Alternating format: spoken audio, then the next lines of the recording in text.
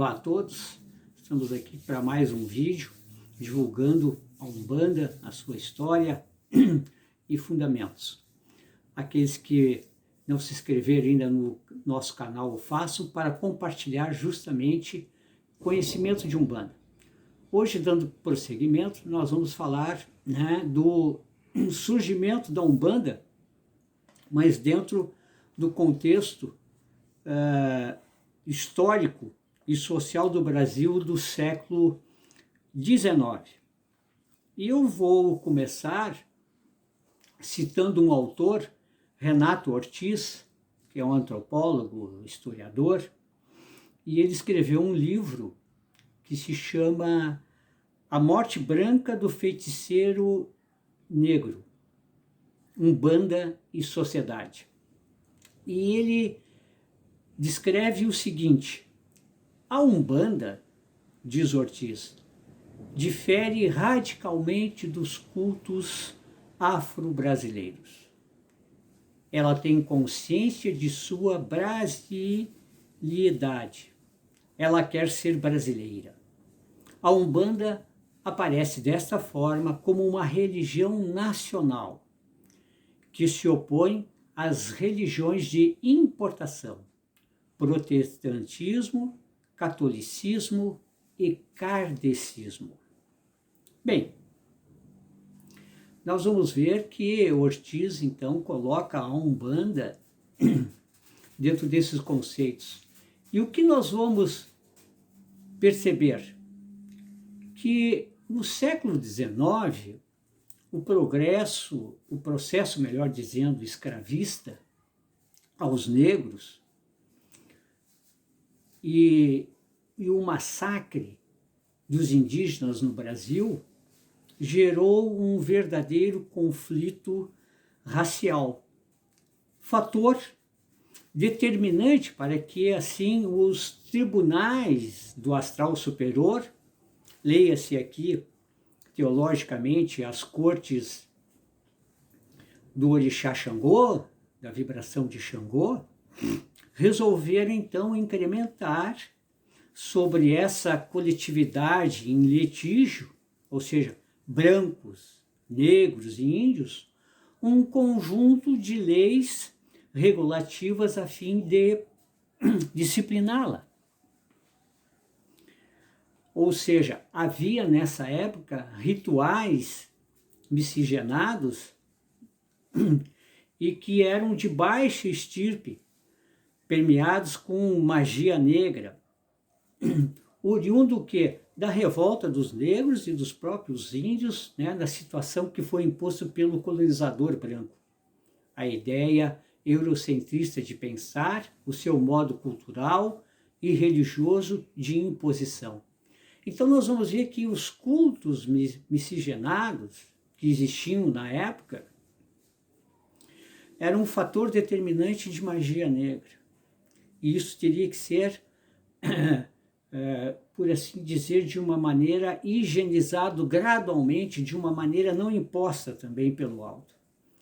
E é nesse contexto que a Umbanda é iniciada no Brasil pelos seus mentores na Aruanda. Nós vamos ver que gradativamente as entidades integrantes da corrente astral de Umbanda, sim, existe uma corrente astral de Umbanda, foram, através dos seus médios, criando os alicerces dos fundamentos da Umbanda, que tem como objetivo, neste primeiro momento, nessa primeira fase, por assim dizer, abarcar o maior número possível de pessoas em um menor espaço de tempo. Voltando ao escritor Ortiz, nós vamos ver que ele diz que no século XIX foi um período de grandes transformações para a sociedade brasileira. E ele tem razão. Nós vamos ver que com a Declaração da Independência, em 1822, e as contradições engendradas pelo regime escravocrata tornaram-se cada vez mais agudas esses conflitos. nós vamos ver que, então, grandes transformações ocorreram com a própria, né, independência em 22, depois, mais tarde, com a proclamação da República, antes ainda com a abolição da escravatura, que não aboliu o negro, simplesmente jogou ele sem nenhuma anteparo social e empregatício para que ele pudesse sobreviver. É daí, dessa época, que surge o quê? Muitas que nós vemos ainda hoje, nos dias atuais, às vezes, cartazes colados em postes e dizem assim, ó, trazemos a pessoa amada em tantos dias, curamos em tantos dias, Babalorixá X ou Y. É desta época, desse Brasil recém-republicano, após a independência, que nós vamos ver que surgiu isso. Por quê? Porque o negro, sem nenhuma forma, veja bem, de sustento, pois os imigrantes chegaram em grande massa a partir da República no Brasil, os negros não tinham trabalho, não tinham como sobreviver. E os favores que os senhores dos engenhos e as elites estavam acostumados a recorrerem aos espíritos através dos negros, esses continuaram. Porque quando a medicina não resolvia, que cuidava do corpo, e a religião católica, que cuidava da alma, não preenchiam as necessidades das elites, era procurado o quê? O negro, através das suas magias, para resolver os problemas, sejam eles financeiros, sejam eles de demanda, sejam eles de cura. Então é daí que surgem os primeiros anúncios em forma de o negro sobreviver, de ele atender esses anseios, ou seja, se tornou uma forma mercadológica. Veja bem, a Umbanda veio para sanear, através do tempo, tudo isso, através da manifestação daí do preto velho e do caboclo. O caboclo representando realmente o índio, né? E o preto velho representando, né, os negros. Então nós vamos ver que essa libertação de escravos e a instalação da República propiciou o quê? Que a corrente astral de Umbanda lançasse esse movimento, né, a semente de um novo culto, que é a Umbanda. Ou seja, aqueles feiticeiros e os trabalhos remunerados de baixa magia, regados com sangue de animais, dominavam a cena religiosa do Brasil, e mais especificamente a elite carioca que procurava isso. Então, atendendo justamente esse anseio, é que foi lançado no Brasil, a recém-república, a higienização desses cultos miscigenados. Então, e tinha o quê? A Umbanda tinha como objetivo de atingir as classes menos favorecidas da população, que eram mais suscetíveis às influências desse clima supersticioso e mágico da época. Formaram-se, então, no astral, correntes e correntes, falanges e falanges de trabalhadores para se ingressarem nas fileiras da Umbanda. E através da figura do preto velho, do caboclo e depois, mais tarde, da criança, da linha de Iori ou dos Ibejes, tão conhecida popularmente na Umbanda. Então nós vamos ver que e foi por isso que a Umbanda cresceu em determinado momento muito rapidamente, porque esse movimento aconteceu de cima para baixo.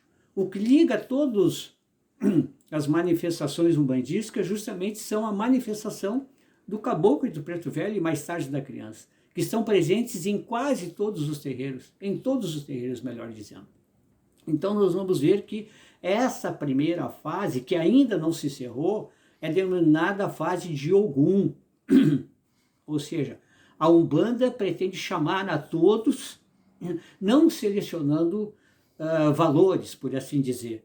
Esse abarcamento é feito diretamente pelas entidades que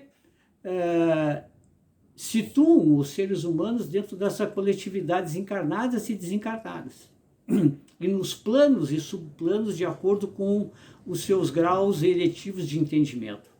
Foi por isso que surgiu também, veja bem, o sincretismo, ou seja, ou os vários sincretismos, a fim de atenderem um nível evolutivo e kármico dos umbandistas. Então nós vamos ver que os guerreiros cósmicos em favor da paz já haviam soado os clarins de Ogum, anunciando a sua chegada, e convidaram a todos para a grande tarefa saneadora que deveria ocorrer no Brasil e no planeta fora. Assim, as vibrações patentes e harmoniosas de Ogum vieram derramar sua luz sobre toda a coletividade a fim dos cultos afro-brasileiros e ameríndios. Citando Ogum, não poderemos deixar de falar sobre o caboclo Curuguçu que eu falei no vídeo anterior,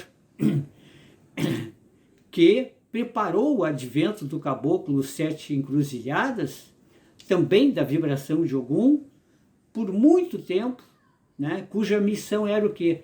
Tornar popular o termo Umbanda na coletividade, nas massas, no povo.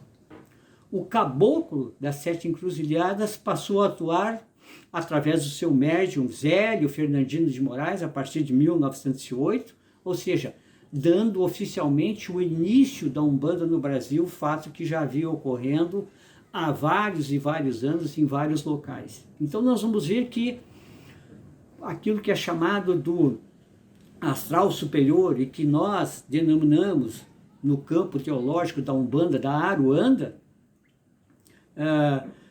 nós vamos ver que há um movimento, há uma organização para que isso tudo viesse dar cabo naquilo que nós conhecemos hoje como Umbanda.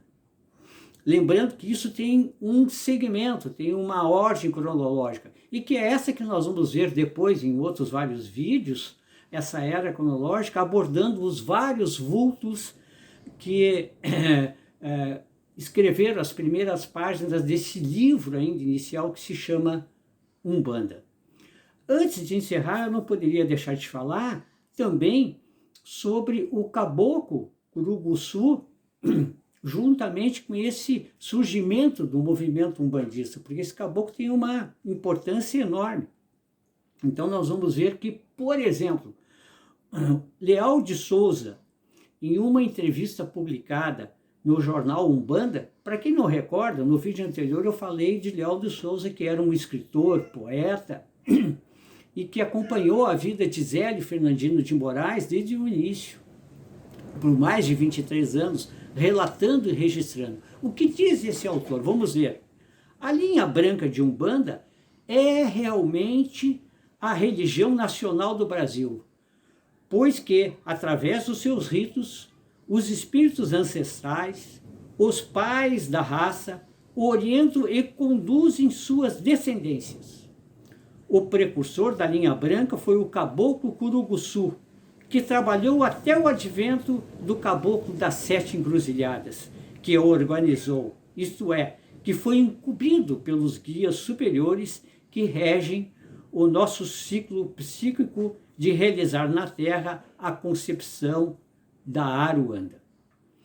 E nós vamos ver que mais tarde também, um outro nobre e importante umbandista, que foi Mata e Silva, que ele diz o seguinte: essa entidade do astral que Leal de Souza identificou dava o nome de caboclo Curuguçu, é que nós afirmamos significar no Neengatu o grito do guardião.